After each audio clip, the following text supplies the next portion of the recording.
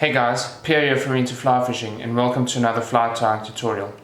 In the vise today I've got the Elkhair Caddis.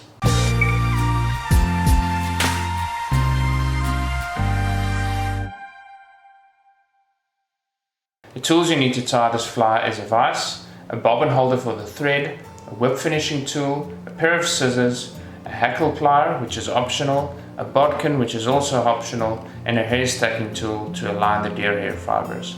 Here in the vise I've got a generic dry fly hook. This is from a company called Moosh Fly Fishing. It's their 8426 in a size 12. I generally tie these flies a little bit smaller, but this is just for illustrative purposes.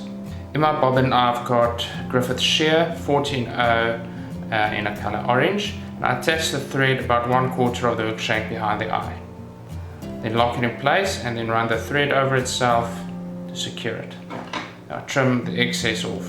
Now open the thread by spinning the bobbin counterclockwise so that you flatten the thread. You'll notice that I've flattened the thread quite a lot here.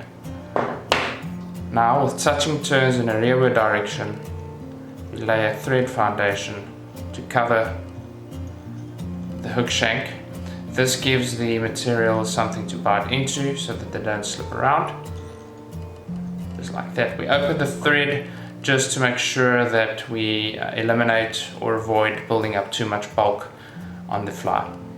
I then select a feather, a hackle feather from the skin, and you generally want the hackle to be as wide as the hook gape. So this is a size 12 hook with quite a wide hook gape, so that hackle will work perfectly.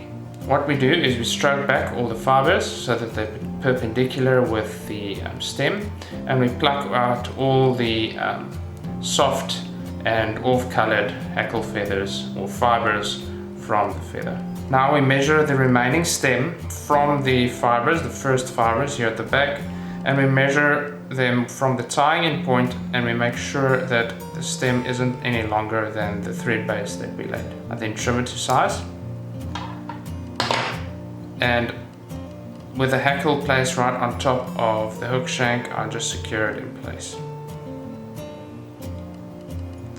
I then wrap forward, all the way forward, opening the thread every now and then just to make sure that we once again avoid building up too much bulk.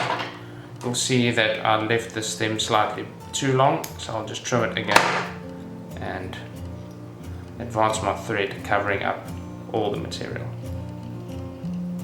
Now open your thread again and just run the thread back to the base of the feather. You can do that with open turns, we're just trying to get back there. Now I've got some hairline, super fine waterproof dry fly dubbing in a color brown olive, and I just pull out a little bit of it from the dispenser. Now I place some of it on the thread and just form a very neat fine dubbing noodle on the thread. Place the dubbing noodle right up against the body of the fly and then make 2 wraps just to lock the first bit in place. Once that is done, you can keep turning every couple of wraps as you go along.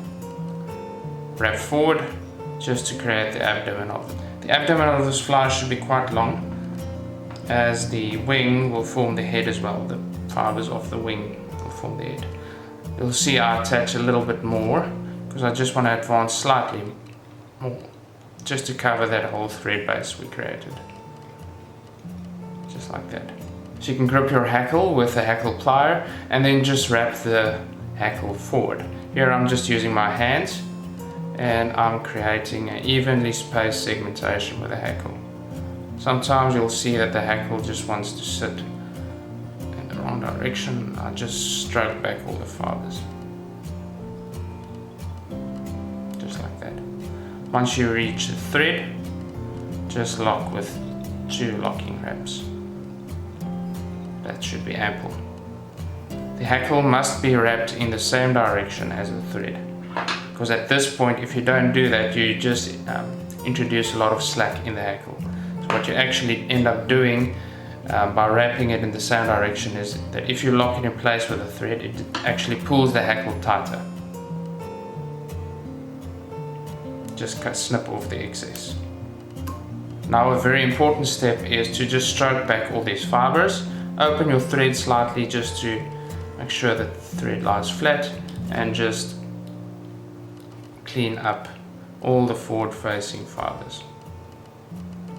Now I trim off a small section of the deer hair from skin, hold it in my non-tying hand, hold the tips in my non-tying hand, and I stroke out all of the fibers at the base, shorter fibers and also like soft fluff. Now I place the deer hair tips in a hair stacking tool and tap the hair stacking tool against the hard surface to align the tips. Split the hair stacking tool to reveal the aligned tips. Remove the fibers by taking them in your non-tying hand and transfer it to your tying hand. Now what we're going to do is measure the wing. So what you want is that the wing should protrude slightly behind the bend of the hook. Tying point of the wing will be right here where we left the thread. Now that you've measured the wing to be slightly longer than the hook shank or protrude just beyond the bend of the hook, make a mental note of where you should tie in, leaving a small gap to form the head in the deer hair. Now transfer the deer hair to your non-tying hand and place the tying point right where we left the thread. Bring in a sharp pair of scissors and snip off the deer hair right in front of the hook eye. Keep a good grip on this deer hair while you hold it in place, and make 2 loose wraps with your tying thread around the deer hair. Then pull down to lock it in place, but keep a good grip on that deer hair. Now just make 1 or 2 wraps and then shorten the thread out of the bobbin and transfer the thread in front of the deer hair but behind the hook eye. Once you've made a couple of wraps there, you can release the deer hair and stroke back the head fibers to reveal the eye, and just make a couple more wraps right behind the hook eye. Now get hold of your whip finishing tool, pull out some thread to give yourself some working space, and do a nice whip finish.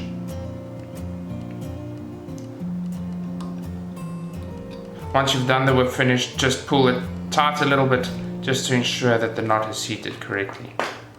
You can now trim off the thread close to the head of the fly. I hope that you guys found this tying tutorial helpful, and if you did, please subscribe to our channel and turn on the notifications so that we can let you know once we release any more tying tutorials. Please also share it with your friends and fellow anglers so that we can spread the word and show how easy it is to start tying flies. Until we see each other next time, cheers.